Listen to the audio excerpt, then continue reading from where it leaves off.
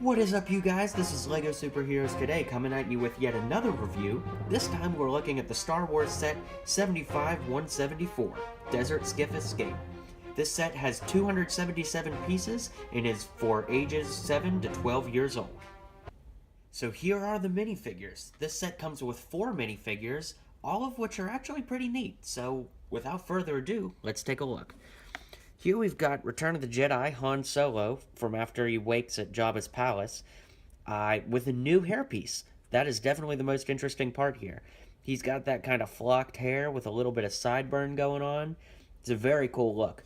It's definitely the most accurate Han Solo hair we've gotten to date, and I also like to use that hair on my Marty McFly figure. So he's got handcuffs on, kind of the ruffled shirt, dark brown pants. No printing on the back, which is interesting. And then there's the face too, like when he wakes up from the carbonite and he's kind of blinded and out of it. So definitely a really cool Han Solo figure, unlike anything we've seen before from Han Solo figures. Then we've got Chewbacca, who on the other hand is almost exactly like all the Chewbaccas we've been seeing lately. Although if you look on mine, he's actually got a couple little mismatched paint applications there if you see those little dots. That doesn't really bother me because I've got other Chewies, but in this case, it's a pretty cool looking figure. Lots of cool fur texture on the front and back. And he comes with handcuffs. The most interesting and maybe controversial figure in this set is Boba Fett. Boba is a lot like the other ones that we've seen before, at least in the last couple years. Some different torso printing and leg printing, but very similar. The biggest thing is the gloves. I guess they're a little bit more movie accurate from what I've been told, but I can't say I really care for them. They're a really strange color, and they just really stick out to me. Boba has this cool little drape that hangs over his jetpack. And then when you lift off his head, he's just got a standard Stormtrooper helmet. Or head, excuse me. I've liked in the past where the Boba Fett has a different head, like with a little bit of stubble, but I guess you can't get that every time, or else we'd just be getting the same figure every time.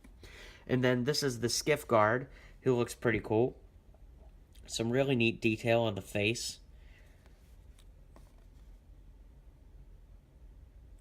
So yeah, a cool figure, but not my favorite. But in any case, some really cool figures here, and definitely some main 3 characters that you want in your LEGO Star Wars collection for sure. So this set actually has 2 different elements to it, of course being the Sarlacc Pet and then the Desert Skiff itself. I want to take a quick look at the Sarlacc Pet though, because it's definitely got some interesting architecture to it.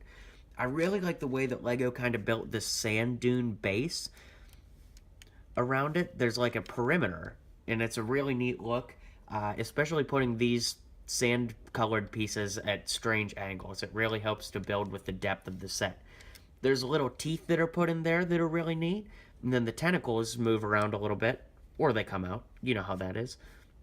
In any case, the main play feature here is that you can pull this tentacle up and it opens the mouth and closes.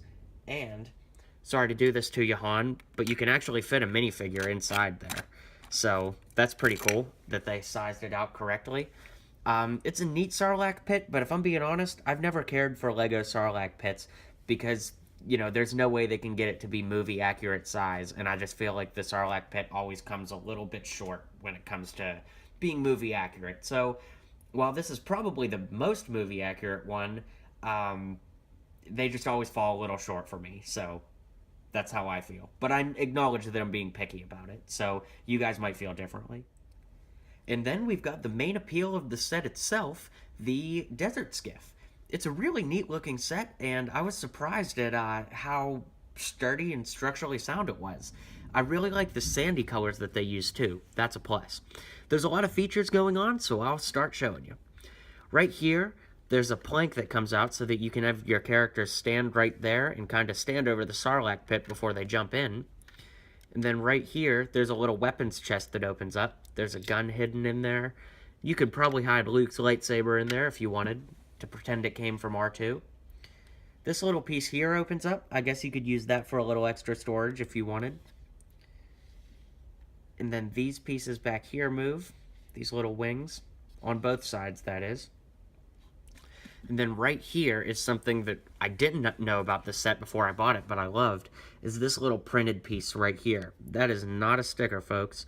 That is printed on there, and it looks great. You could use that in almost any sci-fi set or setting if you were doing an MOC. So that piece is really cool. If you wanted to get a bunch of those from Bricklink, it's a really cool looking piece.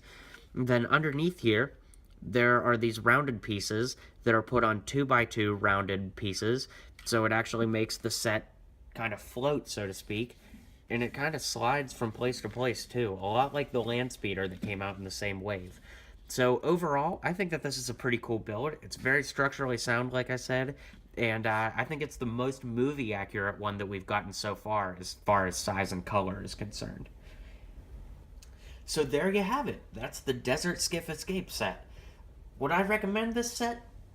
I'm going to give it a solid maybe. And here's why. If you don't have Chewbacca or Boba Fett or Han Solo for that matter, I think that this is a great way to get those three characters for only $30.